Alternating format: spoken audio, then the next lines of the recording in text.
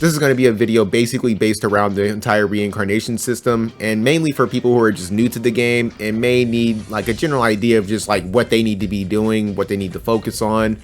And I'm going to try to answer a couple of questions to the best of my ability. If you like this kind of content, definitely be sure to subscribe, definitely like the video, share it with anybody that you would think would be interested in the game or may have started out, you know, just like you. It would greatly help the channel and I would greatly appreciate it.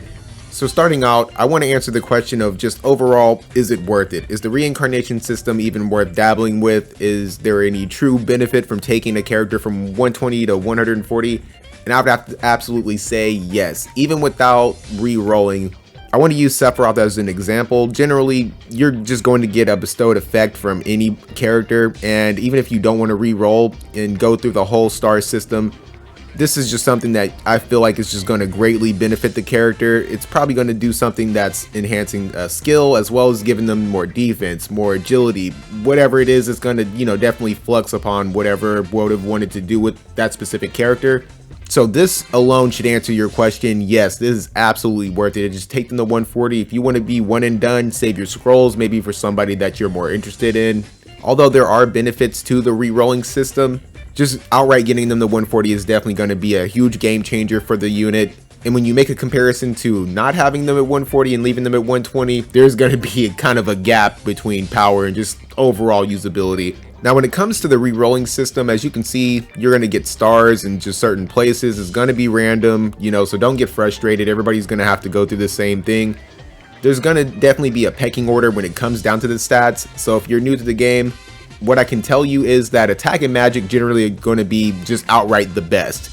And I would have to say maybe AP would be after that, but now we're getting to a thing of more so specialization. Dexterity and accuracy are going to benefit those who maybe don't have guaranteed hits, maybe low accuracy, you know, things like that are going to, you know, definitely be marginally beneficial.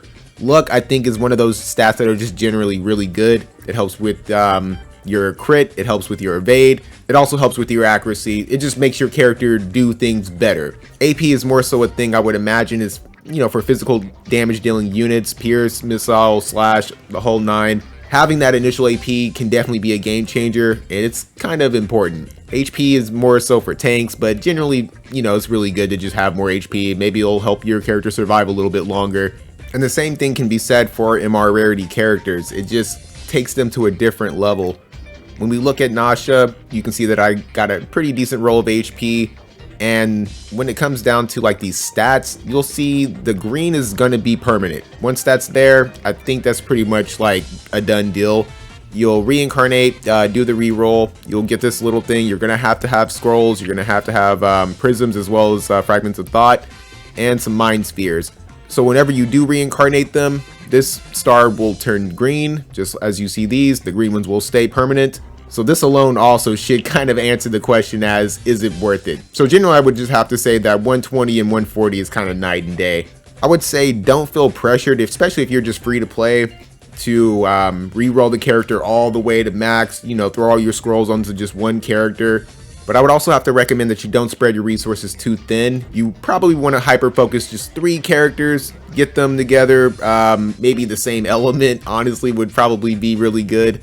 And using Sephiroth as an example, this is exactly why. Usually in mastery abilities, you're going to see dark units, max HP, dark attack. Like, these are stats that are just going to benefit your dark units whenever Sephiroth is paired up with other dark units. And this is also a really good example as to why you would want to hyper focus like a PvP team, possibly just a outright team, before branching out into a different group of units or possibly just a different mono team. Also keep in mind that all mastery abilities do stack on top of each other, so if he's running with somebody else who gives dark unit allies max HP, dark attack, or whatever it is that they're giving, all those stats are really just going to be wasted kind of if you're just making like a rainbow team, or you're just doing too much with different elements. Now let's say like you're new to the game, and maybe you're just like, okay, I got the character that I wanted, but I don't have a lot of mind spheres. And that's actually perfectly fine. Don't even stress about using all the mind spheres unless it's like a general pool character. When it comes to the collab units, this is something I definitely have to recommend, and this is going to be definitely your best friend. Come to the medal shop where it's your guild medals as well as your friend medals. There are going to be units here that you're going to have to cop every single time. So once you make your initial purchase, you'll get the character outright. Your second purchase, you'll start getting these rainbow spheres, which are really important to awaken characters, awaken cards, you know, whatever it is that you feel like you need them for. This is also going to be giving you 40 unit shards. You can also come down here if you want to get 10 more. But don't feel pressured to do that. I would definitely say this is way more important. You're not going to be getting rainbow spheres from this. And really just hyper focusing these will allow you to just accumulate these medals over and over again and kind of give you a resting period on the in-between. After your first buy, you will get 40 unit shards, and this will accumulate all the way up to 600. Once you hit 600, now you're in a really good spot. You're going to start getting their mind spheres. You don't have to limit break them. You don't even have to awaken them. You can just leave them as they are. No stars, leveled up, nothing. So whenever you get to this screen, you can just go to this, go to your transfer, and pretty much just start throwing everything into here until you get 120. As you can see, this also works for your lower rarity units. I would just say be cautious of using the MR ones outright because there are some really good things in Selection Quest. And Selection Quest, you're only allowed to use MR units aside from the character that you're pretty much building up with Selection Quest. So once again, I just want to iterate, even if you do not have that specific collab Mind Sphere, don't stress, and you honestly don't even want to use them because it's possible that there may be more units released within that collab. Specifically when it comes to Sephiroth, Yuffie is also going to need these. So you want to really have these, especially if you're going for her. If you're not and you don't really view it as that big of a deal, then hey man, feel free.